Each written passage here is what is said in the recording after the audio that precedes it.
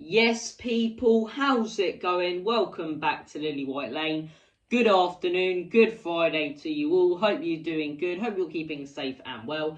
And we have something different to bring to you guys today on the channel. Something I've wanted to do for a little while. I'm not really sure it will get the views, but it's an interesting prospect and it's something I've been thinking about. We're going to be ranking all 20 Premier League stadiums from worst to best. So the current Premier League stadium for the 21-2022 season, or the 21-22 season.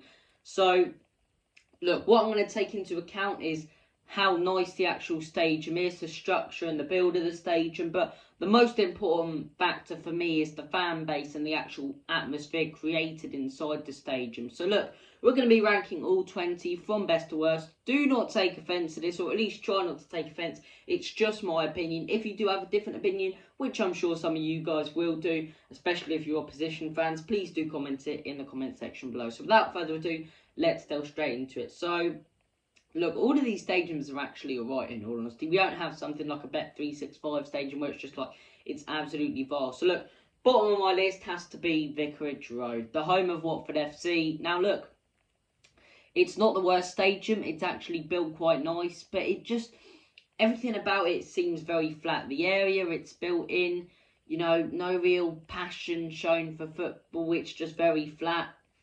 Inside the stadium, the away fans always make, you know, and I know it can always be said that the away fans make more noise, but they make almost treble or quadruple what the home fans do. It's very flat. Don't get a big match day attendance. Just not really a Premier League stadium. The atmosphere is not brilliant. The stadium's not brilliant. Hence the fact Vicarage Road for me has to be bottom of my list. Then moving on, St Mary's Stadium, which is honestly a really nice stadium. Its structure is fantastic. You know, it looks really nice. It's in a fantastic place just next to the seaside. The only reason it is 19th is because it probably has one of the worst atmospheres in the Premier League, which is surprising because Southampton's away fans are really good, but it's just their home support. There's no real songs going. It's probably the worst support, in my opinion, in the Premier League. Their fans are actually really friendly and just a real good group of people from what I've seen and from what I've heard, but it's just the actual atmosphere they make inside the stadium. It's worse than any other team. You don't get that sort of come on from the players to the fans ever, or the fans really cheering on the players who are affecting the game. So look, hence the fact St Mary's for me has to be 19th. Number 18, I understand it's a Spurs channel, but I think even non-Spurs channels would agree with this, the Emirates. Now, I'm going to try and do it with an unbiased view. Obviously, as a Spurs fan, I'm going to view it as a disgusting stadium, but let's be real about this. Highbury, a real nice stadium, right? I'm man enough to admit it was a real nice stadium, but the atmosphere was flat. Now, they've moved into the Emirates, and it's where you get the songs from, you know, the library, is this the Emirates, is this the Emirates, from, you know, fans when Arsenal aren't even playing. You know, you hear that sort of noise when a Brighton or a Southampton are playing, maybe, from away fans. So it's just sort of like, it's very flat. The pitch is way too far away from the fans, so they can't really affect the game. The stadium, it's built quite nice, but like I say, atmosphere plays a big part for me, and it's not the best stadium in the world. It's very flat. It's not a football stadium. It will work very well as an Olympic stadium.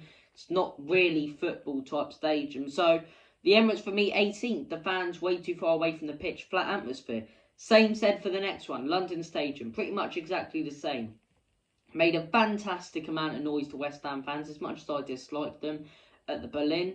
It was just a brilliant atmosphere there, and it goes to show it's not the fans, it's once again the stadium. You know, these ones are even further away, not just for the sake of having them further away, but there's a bloody Olympics track in between the fans and the pitch. So the London Stadium has to be 17th. 16th for me is Turf Moor. The Burnley away fans, they make a lot of great noise. I'll give them credit. You know, a lot of people are like, oh, Burnley, you know, disgusting old Burnley. I don't mind Burnley. The actual area surrounding the stadium, I'm sorry if anyone takes offence to this, it's a shithole. But in general, the atmosphere inside the stadium, especially for a night game, is really good. And look, you saw it on Sunday's game when there's a big game happening at Turf Moor. The fans really seem to make a good atmosphere, and the stadium in the sunlight, it looks horrible, but I think if the weather was slightly better in Burnley, people would have better away day experiences and rank them higher in these lists. So it's not the worst stadium in the world. The stadium's actually alright in the sunshine, but the weather affects it a lot, in all honesty. The area affects it a lot.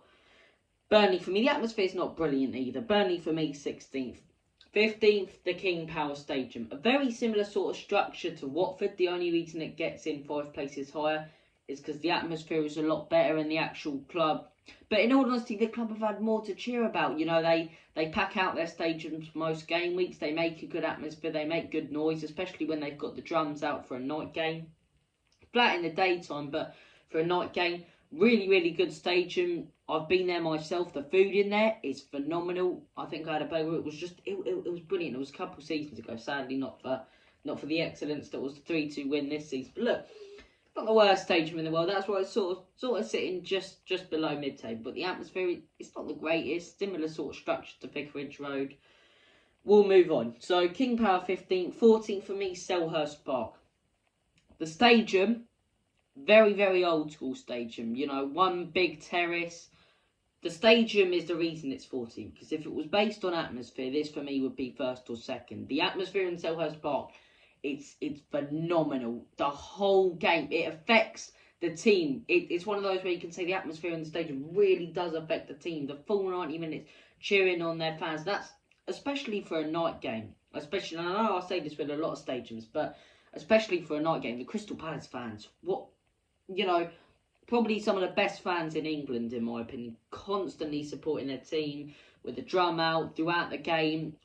You know, we love you, we love you, we love you. When you play, we fall because we support the Palace, and that's the way we like it. Ooh, it's one of the best songs I've ever heard because the whole of the terrace just starts bouncing around to it. It looks brilliant on TV. It looks like something from a country like Holland or Germany or something. It just looks really, really brilliant. So Selhurst Park, 14th for me.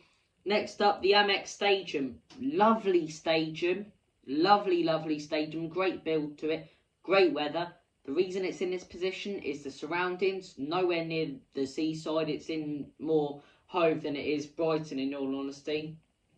And yeah, the atmosphere, very, very flat in there. The actual structure of the stadium is lovely. They've had a couple games where the atmosphere is good. Not much more to talk about that one. Moving on, the Brentford Community Stadium. Now, very average stadium. It's built nicely. You know, the atmosphere, it's not fantastic. It's not something to rave about, but it's not bad either. It's just sort of all right. The atmosphere there. We played them. When their team starts playing well, it's a good atmosphere. The actual stadium's nice. That's why they get mid-table for me. 11th, the Etihad. Basing it off stadium builds, this would be a lot higher. But the atmosphere in there, it frustrates me. It frustrates me because you've got a group of hardcore City fans that get their club atmosphere and their club support just like dismantled by opposition fans calling them plastic because of some new idiots who don't really support the team. It's like you've got a real good group of City fans that used to go to Main Road that made a fantastic atmosphere. But you've got these new generation, normally my age or a little bit older, and it just pisses me off. Especially, I've never understood getting your phone out constantly throughout a game. You're seeing, if you're vlogging or doing it for money or something like that, okay, fair enough. But if you're just getting your phone out to film stuff throughout the game, you're looking at it through your phone. So you can't really say, just to look back on it as a memory and say, yeah, I've been there. Yeah, but you didn't see it. You saw it through your phone. You didn't see it right in front of you. It just really annoys me, people getting their phones out throughout the whole of the game. If they're not doing a vlog or they've got a decent amount of subscribers, if they're just getting their phone out for the sake of it. It's like that picture, Benzema celebrating. Why is the whole of this new generation of City fans just getting their phone out and taking pictures? It's like most other clubs. You do that in an old school stadium like Villa Park or Selhurst Park. You know, no one's doing that. They're so frustrated about their own team's performance. It's just full of football fans who don't really care about their club. And hence the fact the Etihad is 11th for me. Coming in at 10, Molineux. Really, really nice stadium, Molineux, in all honesty. It's built nicely. Decent enough atmosphere. Just goes mid-table. 9th, Ellen Road. Like I say, the old school atmospheres, for me, are always better than the new stadium. And this is one of them massively. The Ellen Road atmosphere is phenomenal. Similar to Selhurst Park, their fans are loyal. The fans are the 12th man in that stadium. The stadium's not brilliant, but the fans really make it. And what I like about Leeds is they're a real community of fans. They're a real, you know, similar to Liverpool, just like so welcoming, so friendly, just a real community who really live and breathe for football. It's a city that lives and breathes for football. So, Ellen Road 9th, number 8, Carrow Road. Lovely little stadium, not too big, really nice structure, really nice structure to to the stadium. Don't know why I went all Danny Dyer. Get some clobber on, you know, some structure to that stadium. But anyway, you know, it's got a really nice structure. It's a lovely built stadium. They got some cracking fans, good atmosphere, and I lost my thought of train there. I lost my thought of train, yeah, because I'm sitting here talking about stadiums, and really in my head all I'm thinking about is some bloody trains going by Marylebone or whatever in London. I lost my train of thought there, but yeah, good atmosphere. I'll give them that. Coming in at number 7, Goodison Road. What's going on? Goodison Park. Look, it's been a bit flat of late, but it's the history walking out in that stadium. The fans who live in Liverpool is a city where the fans live and breathe for it, and the fans just love their club to pieces. They sing about them all day. It's just a real welcoming club, a real friendly club, a lovely stadium, old school stadium, great atmosphere. I don't know why I didn't rank. You know what? Stuff that, actually. Stuff that. 7th, I'm going to swap it around. 6th, I had Stamford Bridge. 7th, I had Goodison Park. Swap that around. Put Goodison Park 6th and Stamford Bridge 7th, because it's much better than Stamford Bridge. So, yeah, we'll go with that. But Stamford Bridge, don't really need to talk about it. Decent enough atmosphere. Sort of an old school stadium. Needs some new renovations. So, good. Yeah, why did I bloody put that stupid old stadium above Goodison? Yeah, swap that around. 5th, St James's Park. If the whole stadium had those 2 stands, you know, which are the massive ones, it would be the best stadium in the world, in my opinion. Great atmosphere created by as Rafa Benitez would say, the Toon Army. You know, it's a really, really good atmosphere created by the Toon Army, and yeah, really good atmosphere there. Is, you know, once again a city that lives and breathes for football. When Sunderland are in town, you've got to have that early kick-off, otherwise fights and hell's gonna break loose. It's just a really nice stadium, good fans. It's annoying for away fans because of those bloody stairs and how high up you've got to go, and you can't really affect the game. But look, St James's Park 5th. 4th, one of my favourite stadiums, one that I need to go to, Villa Park. It's a beautiful stadium, old school stadium, fantastic atmosphere. Same thing, the Ellen Roads, the Selhurst Parks, the Villa Parks, because they have that nostalgia, because they have that history. It just makes them have a better atmosphere in general. So Villa Park 4th.